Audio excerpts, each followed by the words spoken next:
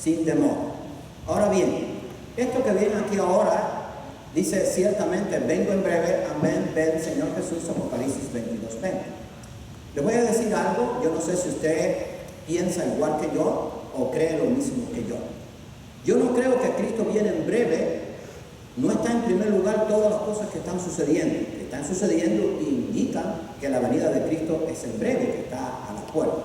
Pero yo creo en primer lugar, como primero que todo, que Cristo viene en breve, porque Él mismo lo dijo. Así que Cristo viene en breve. Eso fue dicho por nuestro Señor Jesucristo hace casi 2000 años. Y siempre digo esto. Si Él decía eso en ese tiempo, amados hermanos, ahora tiene que estar más breve. Lo que pasa es que tristemente, como dije yo el domingo, que el mundo ignore esto, pues es aceptable, no conoce la palabra de Dios, no quiere conocerla, pero que el pueblo de Dios ignore esto, eso sí es triste. Y hay muchos dentro del pueblo de Dios que no aprecian, no anhelan la venida de Cristo, no lo predican, no lo viven, no lo sienten. Y déjenme decirles algo, dos cosas que vamos a ver durante ahora más adelante. Pero si usted va a la oración modelo que se enseñó por nuestro Señor Jesucristo para que fuera tomada como guía para que usted y yo pudiéramos orar, allí está incluida la venida de Cristo. Venga tu reino. No hay reino eternal, no hay reino milenial si Cristo no viene. Cada vez que celebramos la cena, eso lo vamos a ver el domingo en uno de los puntos del mensaje, cada vez que celebramos la cena estamos anunciando que Jesucristo viene por segunda vez. Y saben que yo he visto en algunas iglesias que he estado, se celebra la cena, se habla de, ¿cómo se llama?, del sacrificio de Cristo, de la muerte de Cristo, de la sangre de Cristo, pero sin embargo no se menciona la segunda venida. Y está incluida allí, o sea, usted tiene que, ¿cómo se llama?, mencionar la segunda venida cada vez que celebra la cena. Por eso es importante, porque Cristo lo dijo. Y claro, lo que vamos a ver, y lo voy a decir todo lo que vamos a ver en esta semana, nos va a dar una idea clara de que la venida de Cristo es en breve, mis amados hermanos. Y breve, quiero volver atrás a este pedacito, es un tiempo corto, es una cosa que está inmediata, una cosa que es sin demora. Algunos dicen esto no es importante. Bueno, no será importante para algunos, pero para mí sí, esa es mi esperanza. Si usted hace así y haga la prueba, quítale a la Biblia la segunda venida, a ver qué le queda. No le queda nada. Sin segunda venida no hay resurrección de muertos, sin segunda venida no hay promesas cumplidas, sin segunda venida no hay reino milenial, sin segunda venida no hay reino eterno. Y si nuestra esperanza no es eso, entonces nuestra esperanza ¿en qué se queda? En nada. Entonces tenemos que decir como el apóstol Pablo, comamos y bebamos que mañana moriremos. Por eso es que es importante. Y déjenme decirle, y lo van a recibir en el material, en este y en el que lo van a recibir, la cuarta parte de la Biblia es de carácter profético. Así que aunque no nos guste a alguno, la Biblia habla de profecía. Así que ojalá que esta campaña nos sirva para reflexionar. Hermano, la venida de Cristo está más cerca que lo que muchos piensan. Es en breve. Ojalá que tengamos ese pensamiento, ese anhelo, esa pasión y le digamos a la gente, mira, busca de Dios, porque el tiempo se está acabando y la venida de Cristo está a la puerta. Y si no, van muchos a tener que pasar por la gran tribulación. Ahora, la situación mundial, ¿cómo está? Para tener una idea de cómo vamos en la brevedad de la venida de Cristo. Bueno, hace unos 40 años o más, esta es la situación mundial. Las autoridades, los gobernantes, los presidentes, se presentaban dos vuelos y se escogía el mejor. Hace 40 años era así. Yo me recuerdo. Y usted también, muchos de ustedes se recuerdan. Así que vamos a ver la situación mundial en esta pequeña introducción. Así que hace 40 años de dos buenos, entre comillas, porque bueno solamente está Dios, pero buenos en el sentido que uno puede decir, bueno, tiene principios, tiene conceptos claros, tiene temor de Dios. Entonces se escogía el mejor. Ahora, hace unos 30 años más o menos, había uno bueno y uno malo, entonces se escogía el bueno, entre comillas. Y repito, porque bueno solamente es Dios, en el sentido más absoluto de la palabra. Pero hace unos 30 años había uno bueno y uno malo, bueno, pues entonces uno dice, bueno, vamos a escoger el bueno y no vamos a escoger el malo. Ahora, a partir de las últimas décadas, estas que estamos viviendo, de dos malos hay que escoger el menos malo. Y en la actualidad, de dos peores, ¿cuál usted va a escoger? Así estamos. Esto nos da una idea para que usted esté claro cómo está el mundo. No estoy hablando solamente de Estados Unidos, estoy hablando del mundo entero. Los gobernantes, los que dirigen las naciones, cuando se presentan como candidatos, los que se presentan, ¿cuál de los dos es peor? Ahora la pregunta es, si hay dos peores, ¿cuál va a escoger? Bueno, oren mucho a Dios a la hora de las elecciones en Estados Unidos este año.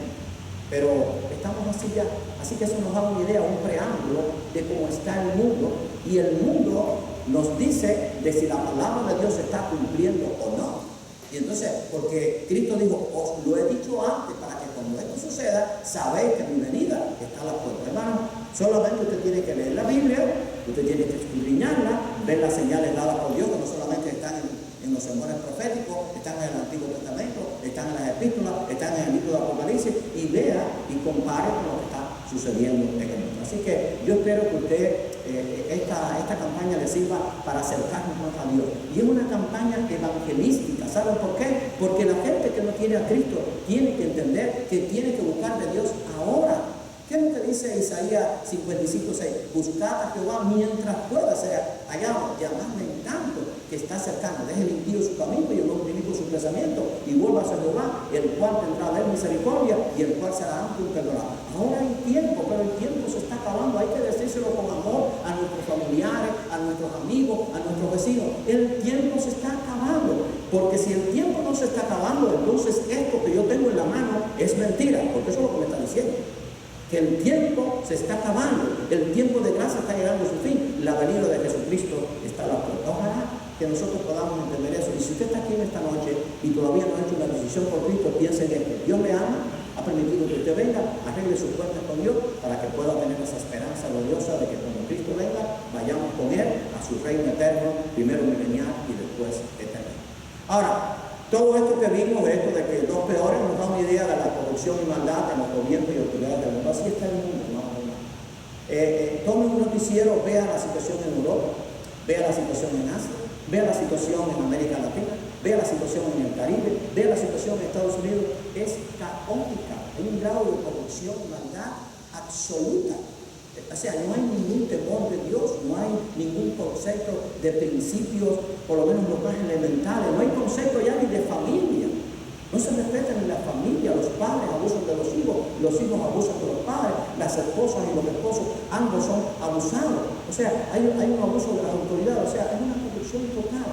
Pero eso nos habla del tiempo del fin, porque acuérdense que una de las señales dadas por Cristo es que la venida del Hijo del Hombre sería como los tiempos de Noé, tiempos de maldad, de corrupción y de violencia. No hay que ser un experto en profecía para entender que ese es el tiempo que estamos viviendo. Así que yo espero que usted pueda analizar todo esto, tenerlo en su corazón y anhelar, porque la venida de Cristo hay que anhelarla, porque si no era para anhelarla, el Señor Jesucristo no lo hubiera puesto en oración modelo. Venga tu reino, es un anhelo del corazón. Venga tu reino, Señor. Porque si no viene el reino, no se van a terminar nuestros dolores, nuestras angustias, nuestras tribulaciones y todo lo que estamos pasando en el mundo. Claro, Él va a venir cuando tiene que venir, no como usted lo diga, pero es válido decirlo porque está enseñando por Jesucristo. Cuando yo digo, venga tu reino, tengo apoyo bíblico. Señor, ven en breve, amén, sí, ven, Señor Jesús. Eso es lo que yo tengo que decir. Señor, ven pronto.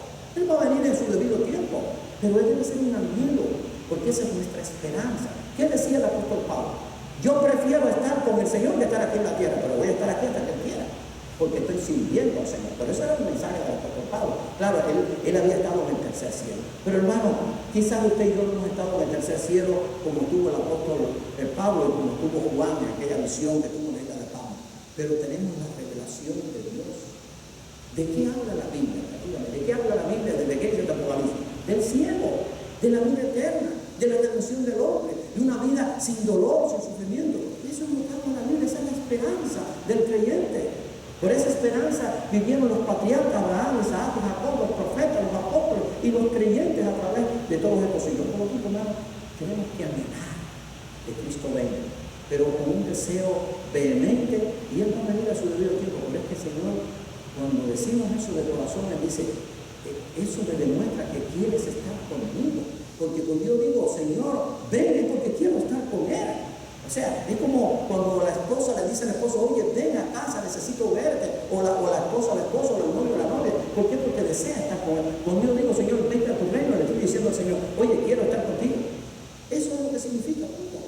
Así que ojalá esta campaña pues sirva para para acercarnos más a Dios, para pensar que la venida de Cristo es en breve y que está a la hora. Sin lugar a dudas, mis hermanos, Cristo viene en breve. No hay lugar a dudas que Cristo viene en breve y lo vamos a ver en estos cinco presentaciones que vamos a ver. Vamos a ver los aspectos que vamos a considerar durante la campaña. Hoy vamos a ver el rechazo mundial a Dios y a su pueblo. Eso es una realidad. Si usted quiere negarlo, bueno, si usted lo quiere negar es porque usted tiene los ojos cerrados y los oídos tapados. Porque hay un rechazo mundial a Dios y a su pueblo. Cuando digo a Dios y a su pueblo, estamos hablando también de Israel y estamos hablando de la iglesia. El segundo día, que sería mañana, vamos a ver la violencia, corrupción y maldad en las naciones. O sea, no la hay o sí la hay. Bueno, usted tiene que decir, porque si no hay violencia, corrupción y maldad, entonces ¿dónde usted vive? Hay violencia, corrupción y maldad, pero es que la Biblia no habla de eso. Cuando se llegara a eso, el tiempo del fin estaría cerca. El tercer día vamos a hablar de la apostasía, engaño y rechazo a la palabra de Dios. Hermano, nunca como ha habido tanta apostasía, tanto engaño y tanto rechazo a la palabra de Dios. En esta campaña usted solamente no va a escuchar textos bíblicos, sino que va a haber videos, porque dice un dicho popular que más vale una imagen que mil palabras. O sea, lo que yo le voy a mostrar quizás usted lo ha visto, pero quizás usted no se ha detenido a pensar, oye, es la palabra de Dios que se está cumpliendo. Yo tengo que abrir mis ojos espirituales, porque quizás tenga mis ojos bien abiertos a lo físico, y los espirituales, ¿qué voy a hacer con ellos? ¿Cómo voy a decir a la gente, oye, sigue como te dé la gana, cuando Cristo está a la puerta? No voy a tener misericordia de ellos, porque usted tenga asegurada la vida eterna, no le mueve a compasión con los que no tienen vida eterna, sabiendo que si viene el arrebatamiento que va a ocurrir antes de la gran tribulación, la gente que se quede va a sufrir lo indecible. Dice que no ha habido tal tribulación ni antes ni después como el tiempo ese de la gran tribulación. Entonces, por amor no le vamos a hablar de lo que pasa en Cristo. ¿O qué nos pasa? ¿Somos egoístas? Usted y yo tenemos vida eterna, entonces no la vamos a compartir. O sea, es porque tiene un buen regalo, que tiene una cosa apreciada que la puede compartir y no lo hace. No, tenemos que compartir esta esperanza. Así que el tercer día, que sería el jueves, vamos a hablar de apostasía, engaño y rechazo a la palabra de Dios. Y el cuarto día, que va a ser el domingo a las 11 de la mañana y a las 7 de la noche, vamos a hablar de declaraciones y afirmaciones bíblicas de que Cristo viene en breve. Cientos de declaraciones y afirmaciones bíblicas de que Cristo viene en breve. Si el pastor que les está hablando, su pastor o cualquier otro pastor o el que sea, dice otra cosa o dice algo parecido, usted puede creer o no creerlo, pero el que Cristo viene en breve, las declaraciones lo dice Dios en su palabra. Yo lo estoy diciendo yo, pero perdón. Así que cuando yo digo que Cristo viene en breve, yo estoy diciendo Dios dice que su Hijo Jesucristo viene en breve. Está en la Escritura, escudríñalo.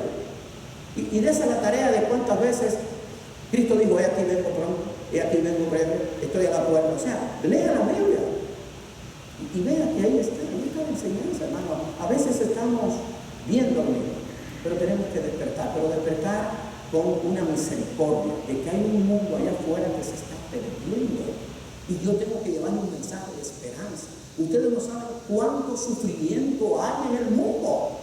Pero cuando la gente tiene una esperanza es diferente, porque dice, este sufrimiento lo estoy pasando ahora, pero llegará el momento en que seré libre del sufrimiento. Pero cuando usted le quita la esperanza de Dios, ¿qué le queda? El suicidarse, o el sufrir lo indecible. Pero cuando al que está en sufrimiento, o al que quizás tenga preocupación, usted le lleva un mensaje de esperanza, hermano, le está llevando algo que por misericordia que Dios quiere.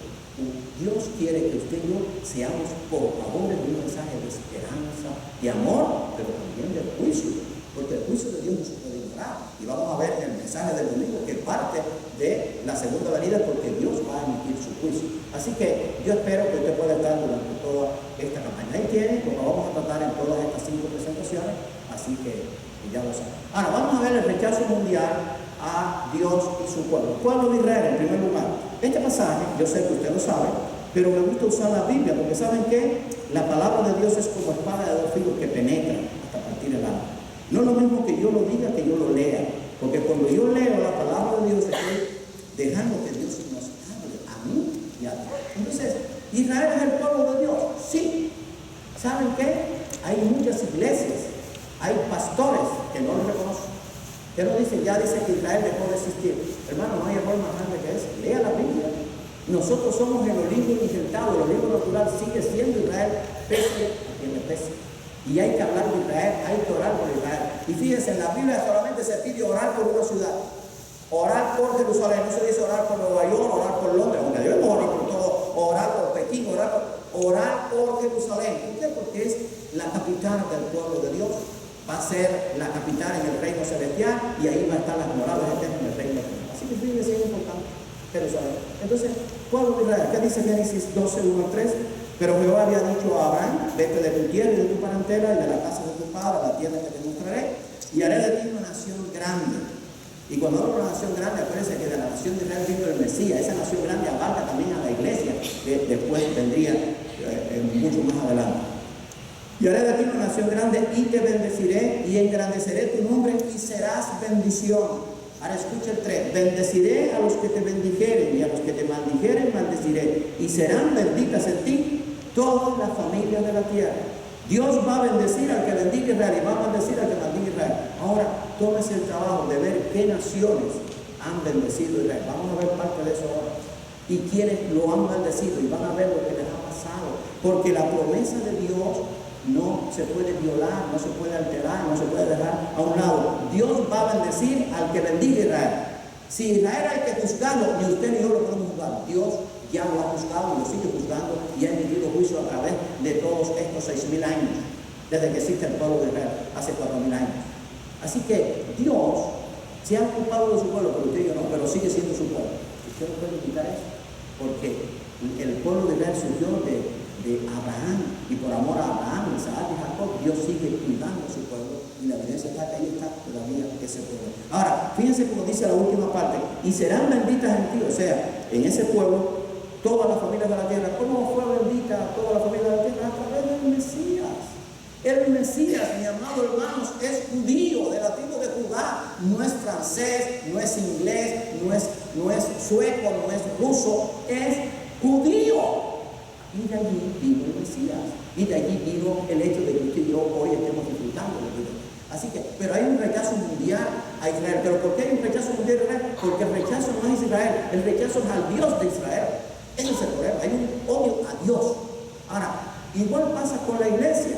No es que se odie a la iglesia por odiar a la iglesia, es que se odia al Dios de la iglesia. Estoy hablando de la iglesia de Jesucristo, de la iglesia que se basa en la palabra de Dios. ¿Qué dice Primera de Pedro? Vamos a leerlo. Yo sé que usted quizás lo ha leído, pero vamos a escuchar lo que Dios dice en su palabra y que inspiró, en este caso, al apóstol Pedro. Primera de Pedro, capítulo 2, versículos 9 y 10, un pasaje muy conocido. Y esto está hablando de la iglesia, que es pueblo de Dios. Porque este primer punto es rechazo mundial a Dios y a su pueblo. Pero cuando digo a Dios y a su pueblo, tiene que pensar en dos cosas: pueblo de Israel y la iglesia. Ahora, la iglesia no ha sustituido a Israel.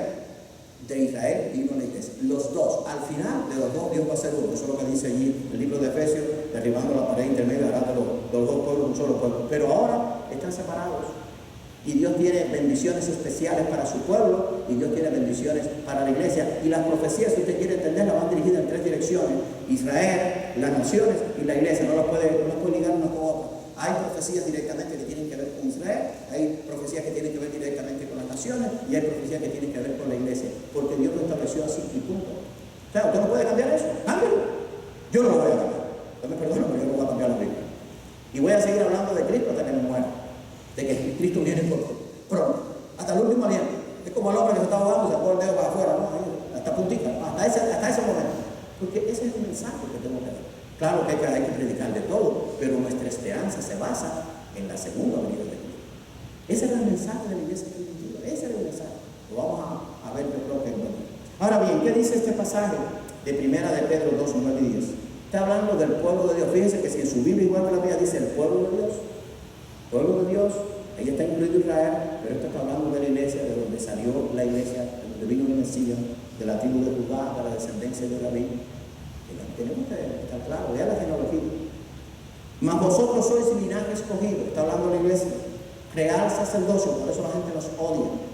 Nación santa, tú y yo somos nación santa y tenemos que vivir santamente. Sed santos porque yo soy santo, le dijo Dios a su pueblo y le dice también a la iglesia. Pueblo adquirido por Dios, ¿por medio de qué? Por medio de la sangre de Jesucristo hemos sido adquiridos. La iglesia fue comprada con la sangre de Jesucristo, por eso no puedo menospreciar la iglesia. Y digo la iglesia es un pueblo de creyentes, pero la iglesia se reúne en un lugar O sea, yo no puedo decir, yo puedo ser creyente en mi casa y no tengo que ir a la iglesia. Usted está equivocado. Usted tiene que venir a la iglesia, o en el lugar que se reúne a la iglesia, porque si no usted está despreciando la sangre de Cristo. Porque es muy cómodo. No, yo me levanto por la mañana, el domingo, me levanto a las 9 o las 10, pongo un culto en la televisión y punto, ya viene a la iglesia. No. Ahora, si usted está enfermo, si usted está imposibilitado, si usted está en una cama, no se puede levantar, ok. Pero si usted puede venir y usted no viene, ¿sabe lo que está haciendo? No es menospreciando al pastor. No es menospreciando a los diáconos, no es menospreciando a los maestros de la escuela dominical. Usted está diciéndole a Dios, oye, la sangre de tu hijo, la que derramó y la que compró con su sangre a la iglesia, yo la desprecio. Eso es lo que significa. Fíjense lo que significa no venir a la iglesia y dejar de congregarnos por capricho. Estoy menospreciando la sangre de Cristo. ¿Eso es serio? Porque la iglesia, léalo si no se lo ha leído, la compró Cristo con su sangre. Y no porque le haga falta a Dios, porque nos hace falta a nosotros. Cuando dejamos de congregarnos, comenzamos a enfriar. Cuando nos congregamos, nos estimulamos al amor, a las buenas obras, oramos los unos por los otros, nos edificamos estudiando la palabra. Así que, por eso, es un pueblo adquirido por Dios, por la sangre de Cristo, para que anunciéis, esa es la razón de existir de la iglesia, para que anunciéis las virtudes de aquel que os llamó de las tinieblas a su luz admirable. Tenemos que hablar a la gente de Cristo, pero ¿qué le voy a hablar de Cristo? Que en Cristo hay vida eterna, que en Cristo hay esperanza, que Cristo es a través del cual yo puedo entrar al cielo, pero que también Cristo va a ser el juez que va a impartir justicia en el juicio final. Porque a veces se nos olvida eso. A veces hablamos de Cristo como el que murió en la cruz, el Redentor, eso está correcto. Hablamos de Cristo como nuestro abogado defensor. ¿Y dónde lo metemos? ¿Y dónde dejamos el juez? Usted sabe que dice la Biblia que el juicio Dios lo dejó al Hijo. El Padre dejó el juicio al Hijo. El que nos va a juzgar a Jesucristo es el único juicio en que a la misma vez el fiscal acusador, que va a ser el que va a emitir en este caso Jesucristo como fiscal, como juez, va a ser abogado defensor. Abogado defensor de los que hemos creído en Cristo, pero fiscal acusador de aquellos que le han rechazado y de que han pisoteado su sangre porque les ha dado la gana. ¿Por qué? Porque no han querido escuchar la palabra de Dios. Hermanos, esto es serio. Entonces tenemos que hablarle así con amor a la gente, pero claro, no le ande allí con adornito, porque entonces no va a entender el mensaje. Cuando menosprecio la iglesia, menosprecio la sangre de Cristo, pisoteo la sangre de Cristo. Y tengo que anunciarle al mundo que como único se puede salir de las tinieblas en que está, es a través de Cristo, que le sana, que le da la vida eterna, que hay esperanza, pero que también es el juez que nos va a juzgar. Vosotros que en otro tiempo no erais pueblo, tú y yo que antes no éramos pueblo, pero que ahora sois pueblo de Dios, que en otro tiempo no habéis alcanzado misericordia, pero que ahora habéis alcanzado misericordia. Sin lugar a duda, la iglesia es el pueblo de Dios. Israel es el pueblo de Dios. Y el rechazo mundial es a Dios y a su pueblo, tanto a Israel como a la iglesia. Tenga eso en mente. Pero cuando la gente rechaza a Israel y rechaza a la iglesia, no es por Israel ni es por la iglesia, sino es por el Dios de Israel y el Dios de la iglesia. El rechazo del mundo es al único Dios verdadero. Es así. Eso es así. Así que ahora vamos a ver dos primeros videos y nos va a dar una idea de cómo está el mundo en cuanto al rechazo mundial a Dios y su pueblo. Vamos a ver el primer video. Audio. No, estaba puesto. César, estaba puesto. Está puesto allí, en el 1.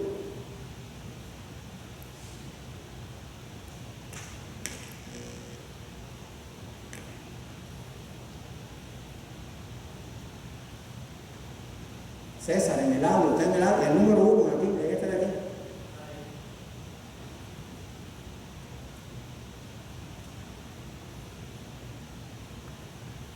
Vamos a esperar que eso se arregle. Lo teníamos allí bien, pero bueno, ha habido un problemita allí. Vamos a ver, espérense ahora, vamos a ver cómo yo hago esto para poder virar hacia atrás. A ver si puedo virar hacia atrás. Ok, vamos a verlo allí ahora cuando nos arreglen el audio. Está en el número 1, en el número 1. Yo lo dejé puesto, estaba sincronizado. Va a salir por el audio de aquí del púlpito. Normal. ¿Ya lo tenemos? ¿Ok? Vamos a ver. Este martes se llevaron a cabo ceremonias para recordar a las víctimas. En la capital francesa se realizó un homenaje por los que murieron en la redacción de Charlie Hebdo. Mientras, en Jerusalén tienen lugar los funerales de las 4 víctimas mortales del supermercado Kosher. Pese a las muestras de solidaridad para la comunidad judía tras la tragedia, parece que los islamistas radicales no son el único peligro que existe en Francia, según lo demuestra el siguiente reportaje. La marcha de la solidaridad, encabezada por varios mandatarios tras una serie de atentados, atrajo las miradas de todo el mundo a París. Parecía que el ambiente de unión y fraternidad reinaba aquel 11 de enero en el viejo continente. Pero las estadísticas no consuelan tanto como las imágenes desde la capital francesa, ya que existe un significativo nivel de odio interétnico. Uno de sus principales blancos es la comunidad judía.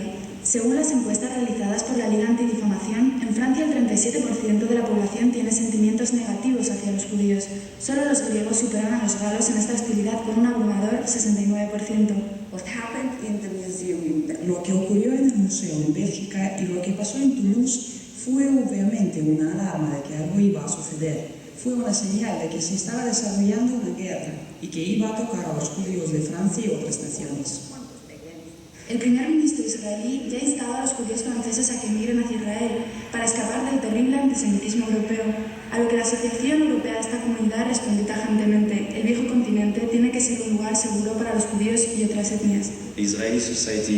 La sociedad israelí está muy preocupada por lo ocurrido en Francia, no porque los blancos hayan sido los judíos, sino porque los valores de la democracia también están en la mira de los mismos terroristas que atacan a Israel todos los días.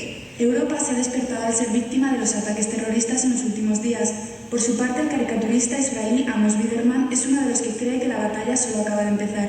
Por otro lado, teme que los malos de la película ya hayan ganado y tras lo ocurrido en la redacción de Charlie Hebdo, los humoristas gráficos se lo pensarán dos veces antes de plasmar sus ideas en el papel. Clash of civilization.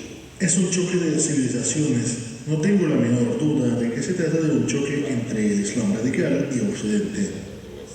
Este enfrentamiento se produce entre dos ideologías opuestas, pero afecta también a la tercera parte que sufre del daño colateral de la colisión. Yulia Nichiporenko, RT. Y la UNESCO pidió borrar el Muro de los Lamentos, lugar histórico y religioso del judaísmo desde hace 3.000 años. Empujado por el lobby islámico, la UNESCO podría cometer un nuevo error. El Muro de los Lamentos es el lugar más sagrado del judaísmo en la actualidad por ser el único templo de Jerusalén tras la destrucción ordenada por el emperador Tito. En aquel entonces lo que quedó fue ese muro que para interpretación de los judíos sería la forma de recordar el poderío en Roma. Para ellos el que se mantuviera esa pared en pie es un símbolo de la promesa de Dios, según la cual al menos una parte del templo se mantendría firme. El templo de Salomón fue levantado hace más de 3.000 años y soportó innumerables ataques, incluso el más reciente. El Muro de los Lamentos podría dejar de formar parte de lo más íntimo de la tradición y religión judía para ser un elemento más de cultura islámica, si el comité que define los patrimonios de la humanidad así lo decide.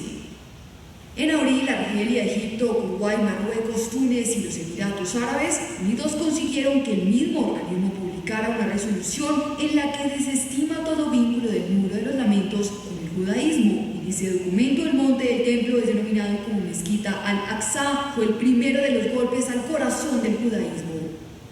Para muchos, pretender hacer creer que el Muro de los Lamentos es un lugar de culto nuevo, para el judaísmo es un error histórico y un acto político.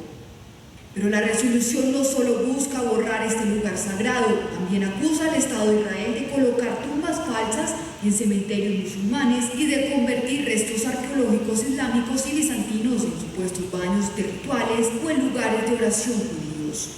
Entre los países que votaron a favor de ese documento presentado por autoridades palestinas y apoyadas desde las naciones árabes figuran Venezuela, Argentina y Brasil. Sin embargo, en los últimos días, las cancillerías de Argentina y Brasil mostraron su intención de dar marcha atrás con su votación, por lo que se cree que en Estambul no repetirán la elección. Caracas mantendrá firme su política antisemita. Estados Unidos, el Reino Unido, Alemania, Holanda, República Checa y Estonia votaron contra la resolución. Bueno, sin lugar a dudas, si usted vio eso, o lo escuchó, como yo lo pude escuchar, ¿qué está pasando en el mundo? Acuérdense que es rechazo mundial a Dios y su pueblo. Primero vamos a hablar de Israel. Hay un antisemitismo, o sea, un odio a Israel increíble. En Francia llega a un 69%, el porcentaje es de más de la cuarta parte de la población en los demás países. Entonces, ¿qué está pasando? Está regresando el odio a los judíos, a tal grado de que muchos judíos han tenido que emigrar de Francia y volver a Tierra Santa, claro, o sea, a Israel. Claro.